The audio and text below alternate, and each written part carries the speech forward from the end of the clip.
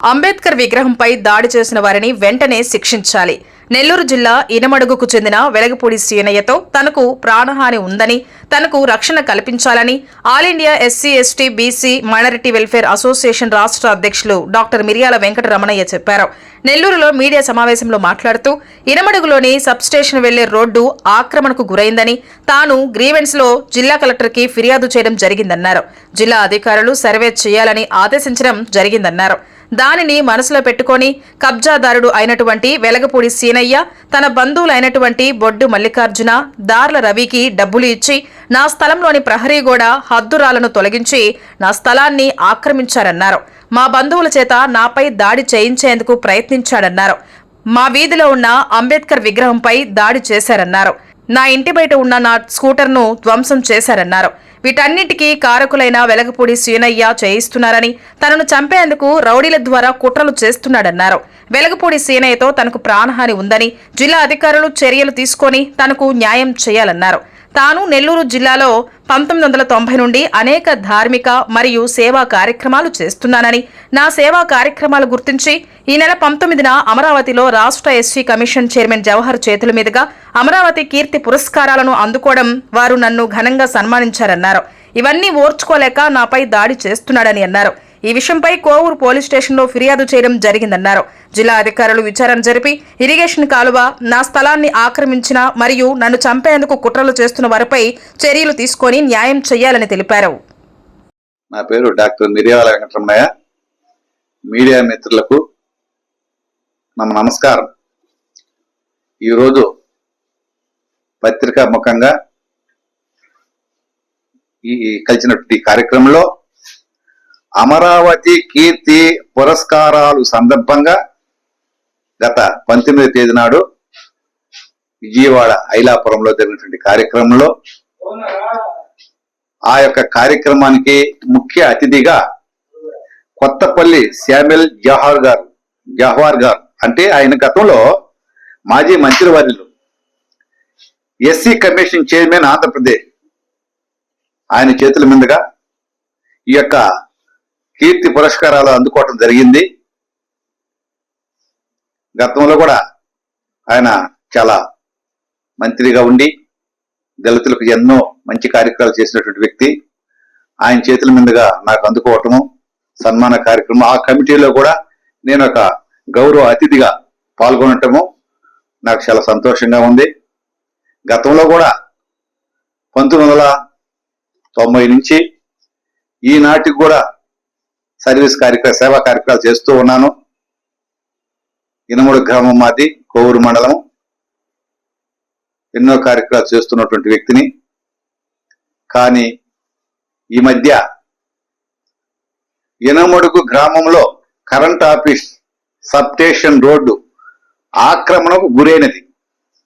దాని విషయంలో నేను అర్జీ పెట్టము, స్పందన కార్యక్రమంలో అధికారులు ఎంక్వైరీ చేసి ఇరిగేషన్ డిపార్ట్మెంట్ వారి ద్వారా వాళ్ళ సిబ్బంది వచ్చి ఇది కబ్జాకు గురైనది కాబట్టి దీన్ని ఎంఆర్ఓ గారి ద్వారా సర్వే చేపించి సర్వే ద్వారా దీన్ని ఏర్పాటు చేస్తాము అని చెప్పడం జరిగింది.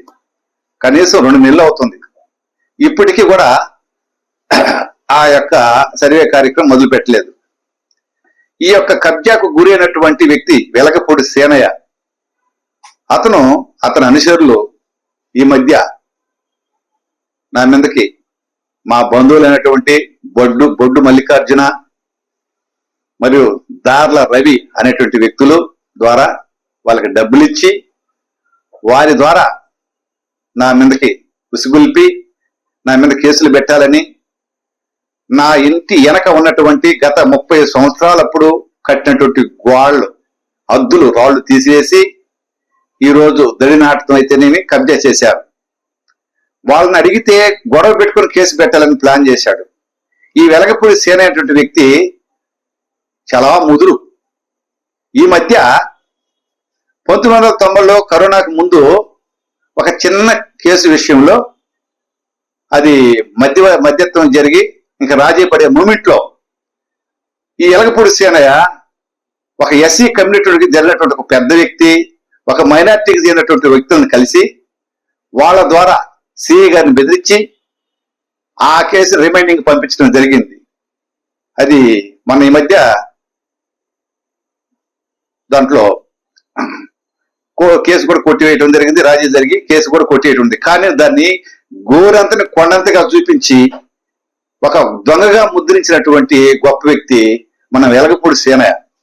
ఆ మహానుభావుడు మా బంధువుల ద్వారా ఈ రోజు కూడా అంబేద్కర్ స్టాచ్యూ రేపు ఓపెనింగ్ చేస్తున్నాం. కొల్లారెడ్డి సుధాకర్ రెడ్డి, కొల్లారెడ్డి సునీల్ రెడ్డి గారి యొక్క ఆధ్వర్యంలో అంబేద్కర్ స్టాచ్యూ, దానికి స్లాబ్ అయితేనేమి, మెట్లు అయితేనేమి, మండపం టైపులో ఒక గుడిలాగా ఆ మహానుభావులు దాతలు ఇచ్చినటువంటి డబ్బులతో దాన్ని ఏర్పాటు చేశాం. సిమెంట్ రోడ్డు కూడా కొంత ఏర్పాటు చేశాం. కొరవ కబ్జా గురైనందువల్ల రేపు మంత్రి వస్తున్నాడు.